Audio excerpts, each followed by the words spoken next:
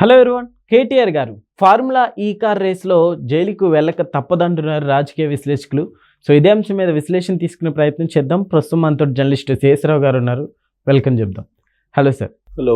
Sir, KTR గారు జైలుకి వెళ్ళక తప్పదంటారా? ఇప్పుడు ఆయన అరెస్ట్కి ముహూర్తం దగ్గర పడుతుంది. ఎందుకు? ఈ కార్ రేస్లో ఆయన్ని విచారించడానికి గ్రీన్ సిగ్నల్ వచ్చేసింది. విచారించారు, ఆయన్ని పిలిచి పోలీసులు అరెస్ట్ చేయడానికి గవర్నర్ దగ్గర పర్మిషన్ తీసుకోవాలి. పర్మిషన్ లెటర్ పెట్టింది తెలంగాణ గవర్నమెంట్. ఇప్పుడు గవర్నర్గా ఉన్నటువంటి జిష్ణుదేవ్ ఆల్రెడీ పర్మిషన్ ఇచ్చేసాడు. ఇక ఇప్పుడు మొన్నటిదాకా ఏం చెప్పింది రాష్ట్ర ప్రభుత్వం? గవర్నర్ లెటర్ పెట్టాము, గవర్నర్ పర్మిషన్ ఇవ్వలేదని చెప్పింది. ఈవెన్ జూబ్లీహిల్స్ ఉప ఎన్నికల్లో కూడా ముఖ్యమంత్రి రేవంత్ రెడ్డి గారు చెప్పింది అదే. మీరు ఎందుకు కేటీఆర్ని అరెస్ట్ చేయట్లేదని అంటే, ఇట్లా గవర్నర్కి లెటర్ పెట్టాము, ఆయన దగ్గర నుంచి మాకు పర్మిషన్ రాలేదు, పర్మిషన్ రాగానే మేము చర్యలు తీసుకుంటామని చెప్పారు. ఓకే. గవర్నర్ గారు కూడా ఇప్పుడు ఓకే చేశారు, క్లియరెన్స్ ఇచ్చేశారు. సో ఇప్పుడు రాష్ట్ర ప్రభుత్వం కోర్టులో ఉంది ఈయన అరెస్ట్ అనేది. అంతకుముందు వీళ్ళు ఏం చేశారు? రాష్ట్ర ప్రభుత్వం కేంద్ర ప్రభుత్వం కోర్టులో వేశారు. ఓకే. ఎందుకు?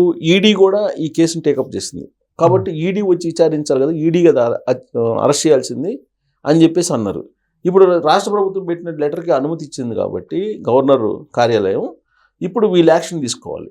ఇప్పుడు వీళ్ళు యాక్షన్ తీసుకోకపోతే వీళ్ళని ఖచ్చితంగా ప్రజలు బదనాం చేస్తారు. కాబట్టి ఆ ఛాన్స్ రేవంత్ రెడ్డి గారు ఇస్తారని నేను అనుకోను. ఖచ్చితంగా కేటీఆర్ గారిని అరెస్ట్ చేయడానికి రంగం సిద్ధమవుతుందని చెప్పి భావించడానికి అవకాశాలు పుష్కలంగా ఉన్నాయి. అయితే ఈయన అరెస్ట్ చేసే ముందు ఆ రోజున సెక్రటరీగా ఉన్నటువంటి అరవింద్ ఐఏఎస్ ఆయన అరెస్ట్ చేయాలంటే కనుక కేంద్ర ఈ సర్వీసుకు సంబంధించినటువంటిది ఒకటి ఉంటుంది, డిపార్ట్మెంట్ ఆఫ్ వీళ్ళకి అందరికీ చూసేది, ఎంప్లాయీస్కి అందరికి కూడా. సో వాళ్ళ పర్మిషన్ తీసుకోవాలి. వాళ్ళ పర్మిషన్ తీసుకొని దాన్ని ఏమంటారంటే నిర్వహణ చేస్తుంటారు. నిర్వహణ ఎంప్లాయీస్కి సంబంధించి ఎక్కువ ఐఏఎస్లు ఐపీఎస్లకి ఉంటుంది అనమాట. ఓకే. సో నిర్వహణ ఎంత చూసే డిపార్ట్మెంట్ ఉంటుంది. ఆ డిపార్ట్మెంట్కి లెటర్ రాశారు. ఇది అరవింద్ను కూడా పిలిచి అరెస్ట్ చేయడానికి. సో అది వస్తే కనుక ఆయన ఇచ్చినటువంటి వాంగ్మూలం ఆల్రెడీ ఉంది, అరవింద్ ఇచ్చినటువంటి వాంగ్మూలం. కేటీఆర్ గారు ఆ వాంగ్మూలాన్ని వేసుకుని విచారించారు, కేటీఆర్ గారిని కూడా విచారించారు. సో ఇదంతా ఒక రెడీ అయిపోయింది, ఫైల్ అయితే రెడీ అయింది, ఈ కేసుకు సంబంధించిన ఫైల్. ఇంకొక అతను రెడ్డి, పట్టణాభివృద్ధి శాఖలో చేసేటువంటి రెడ్డి, అతను ఆల్రెడీ వాంగ్మూలం ఇచ్చేసాడు. సరే, అతన్ని ఈజీగా అరెస్ట్ చేయొచ్చు, ఎందుకంటే అక్కడ రాష్ట్ర ప్రభుత్వ ఎంప్లాయీ కాబట్టి అతన్ని అరెస్ట్ చేయొచ్చు. సో ఏసీబీ వాళ్ళు రెడీగా ఉన్నారు. ఇంకొక వైపు ఈడీ. ఓకే. సో అటువైపు ఈడీ కానీ లేదా ఇటు ఏసీబీ కానీ ఖచ్చితంగా అరెస్ట్ చేయడానికి అవకాశం ఉంది. ఎందుకు? ఈయన ఆల్రెడీ అమౌంట్ని విదేశాలకు పంపించారు. ఆ విదేశాలకు పంపించేటువంటి ప్రక్రియలో నార్మ్స్ ప్రకారం అంటే మార్గదర్శకాల ప్రకారం లేవు. కాబట్టి ఈ మనీ లాండరింగ్ కింద వస్తుంది అనేది ప్రభుత్వం యొక్క వాదన, అలాగే ఏసీబీ కూడా అదే భావిస్తుంది. సో ఆ కాజ్ తోటి ఈయన్ని అరెస్ట్ చేయడానికి అవకాశాలు ఉన్నాయి. సో అరెస్ట్ చేస్తే ఏం చేస్తారు? అరెస్ట్ చేసుకోండి, మీరు లొట్టపీసు కేసులు పెట్టారు, ఇలాంటివన్నీ మాట్లాడారు కేటీఆర్ గారు. అరెస్ట్ చేసుకోండి, అరెస్ట్ చేస్తే ఏమైంది, నేను రీసెర్చ్ అవుతాను, అక్కడ పోయి యోగా చేసుకుంటానని అన్నారు. అరెస్ట్ చేస్తే జైల్లోకి పోయి యోగా చేసుకుంటాను, రీఛార్జ్ అయ్యి బయటకు వస్తాను, అప్పుడు ప్రజల్లోకి వెళ్తాను అని చెప్పి ఆయన ఏదో అన్నారు. ఇంకోటి కూడా అన్నారు, జైలుకి వెళ్ళి వచ్చినటువంటి వాళ్ళు సీఎం అవుతారు అని చెప్పి. ఆ మాటకి రేవంత్ రెడ్డి గారు ఆ మధ్యకాలంలో ఏమని చెప్పారంటే, ఇప్పుడు కేటీఆర్ గారు జైలుకి వెళ్ళినా కానీ ఆయన సీఎం గారు, ఒకవేళ అదే కనుక ఆ సెంటిమెంటే కనుక నిజమైతే ముందు జైలుకి వెళ్ళి వచ్చింది కవిత గారు కాబట్టి కవిత అయ్యే అవకాశం ఉంది.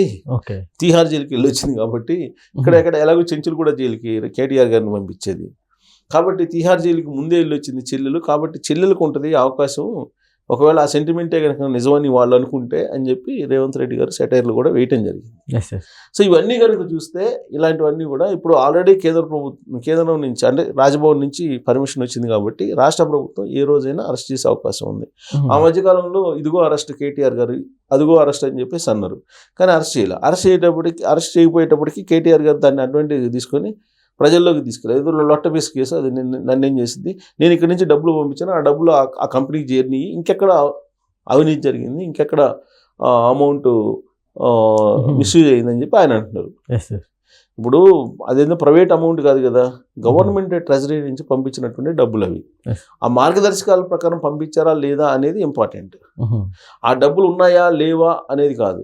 అసలు ఫార్ములా ఈ రేసుకు సంబంధించి ద్వైపాక్షిక ఒప్పందం ఎలా వచ్చింది, త్రైపాక్షిక ఒప్పందం నుంచి ద్వైపాక్షిక ఒప్పందం ఎలా వచ్చింది.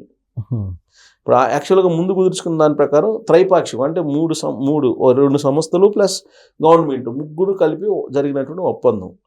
ఆ తర్వాత దాన్ని ద్వైపాక్షిక ఒప్పందం కింద మార్చేసి కేటీఆర్ గారు దాన్ని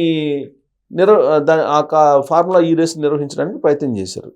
సరే, ఆయన ఇంటెన్షన్ ఏంటి అనేది పక్కన పెడితే గవర్నమెంట్ నామ్స్ ఏదైతే ఉన్నాయో, గవర్నమెంట్కి సంబంధించిన రూల్స్ అండ్ రెగ్యులేషన్స్ ఏవైతే ఉన్నాయో వాటినైతే ధిక్కరించాలని చెప్పేసి నిర్ధారణ చేసేసింది ఏసీబీ. అలాగే విదేశాలకి మనీ పంపించేటప్పుడు కొన్ని నామ్స్ని పాటించాలి, వాటిని కూడా పాటించకుండా పంపించేశారు. ఓకే. సో ఇవన్నీ ఎవరు కారణం అని అంటే కేటీఆర్ గారు చెప్పారు, నేను చేశానని చెప్పి అరవింద్ గారు చెప్తున్నారు. ఆ తర్వాత ఎంప్లాయీ ఎవరు సమ్ రెడ్డి ఆయన చెప్తున్నారు. సో వాళ్ళు వాంగ్మూలాన్ని బేస్ చేసుకొని ఖచ్చితంగా ఈయన్ని అరెస్ట్ చేయడానికి రెడీగా ఉన్నారు. సో జూబ్లీహిల్స్ ఉప ఎన్నికల్లో కూడా ఇదే ఎక్కువగా ఫ్లేవర్ అయింది. కేటీఆర్ గారిని అరెస్ట్ ఎందుకు చేయలేదని, మేమేం తప్పు చేయలేదని అంటారు. కల్వకుంట్ల ఫ్యామిలీ మేమేం తప్పు చేయలేదు, మేము తెలంగాణ కోసం చేసాం తప్పితే మేమేం చేయలేదు అని అంటారు. 8 లక్షల కోట్లు ఎందుకు అప్పు చేశారు అని అంటే 8 లక్షల కోట్లకి సంబంధించి మొత్తం కనిపిస్తుంది కదా ఇన్ఫ్రాస్ట్రక్చర్ అని అంటారు. ఏది ఇన్ఫ్రాస్ట్రక్చర్ అంటే కాళేశ్వరం ప్రాజెక్ట్ 1,00,000 కోట్లు అంటారు, లేదంటే మిషన్ కాకతీయకు సంబంధించిన ఖర్చులు అంటారు, చెరువులు పూడికి తీతలు ఇవన్నీ అంటారు, లేదంటే ఫ్లైఓవర్లు హైదరాబాద్లో కట్టినటువంటి ఫ్లైఓవర్లు వీటిని చూపిస్తారు. సో మరి 8 లక్షల కోట్ల అప్పు వాల్యూ సంబంధించినటువంటి ఉన్నాయా అని అంటే ఈ ఇన్ఫ్రాస్ట్రక్చర్ని చూపిస్తున్నారు వాళ్ళు. డెవలప్మెంట్ జరిగేటప్పుడు ఖచ్చితంగా అప్పులు ఉంటాయి కదా అని అంటారు వాళ్ళు. ఓకే. కానీ ఆ ప్రాపర్గా మీరు అప్పులు చేశారా లేదనేది ఇంపార్టెంట్. సార్, కేటీఆర్ గారికి కూడా బీజేపీ సపోర్ట్ ఉందని టాక్ నడిచింది కదా సార్ మొన్నటి వరకు, అంటే బీజేపీ తోటి కలిసినా కలవనట్లుగా ఉన్నారని. సో ఈ తరుణంలో అవుతారంటారు. ఇప్పుడు కాంగ్రెస్ వాళ్ళు చెప్తున్న దాని ప్రకారం బీజేపీ బీఆర్ఎస్ పార్టీ ఒకటే, జూబ్లీహిల్స్లో అది కనిపించింది. అలాగే ఫస్ట్ నుంచి కూడా బీజేపీకి బీఆర్ఎస్ పార్టీకి ఉంది. రాబోయేటువంటి రోజుల్లో అసలు బీజేపీలో బీఆర్ఎస్ పార్టీ విలీనం కాబోతుంది అనేది కూడా ఉంది. సో ఇప్పుడు కేటీఆర్ గారు అరెస్ట్ అవుతారా లేదంటే రాష్ట్ర ప్రభుత్వం అరెస్ట్ చేయాల్సిందే. కేంద్ర ప్రభుత్వం అరెస్ట్ చేసే పరిస్థితులు కనిపించట్లేదు. ఎందుకంటే ఒకవేళ నిజంగా కేంద్ర ప్రభుత్వం అరెస్ట్ చేయాలనుకుంటే ఈ పాటికి అరెస్ట్ చేయాలి. ఈడీ కేసు టేకప్ చేసి ఈడీ మొత్తం విచారణకు సంబంధించినటువంటి అంశాలను కూడా తీసుకొని ఈడీ ఇప్పటివరకు అరెస్ట్ చేయలేదని అంటే మరి కేంద్ర ప్రభుత్వం ఇన్వాల్వ్ అయ్యి అరెస్ట్ చేస్తుందని మనం అనుకోలేం. కాకపోతే రాష్ట్ర ప్రభుత్వం అరెస్ట్ చేసే అవకాశాలు అయితే ఉన్నాయి. మరి ఆయన అరెస్ట్ చేయండి అని చెప్పి అంటున్నాడు. కాబట్టి రేవంత్ రెడ్డి గారు కూడా ఆయన కోరికని తీర్చే పనిలో ఉన్నట్టుగా కనిపిస్తుంది. Okay sir, thank you.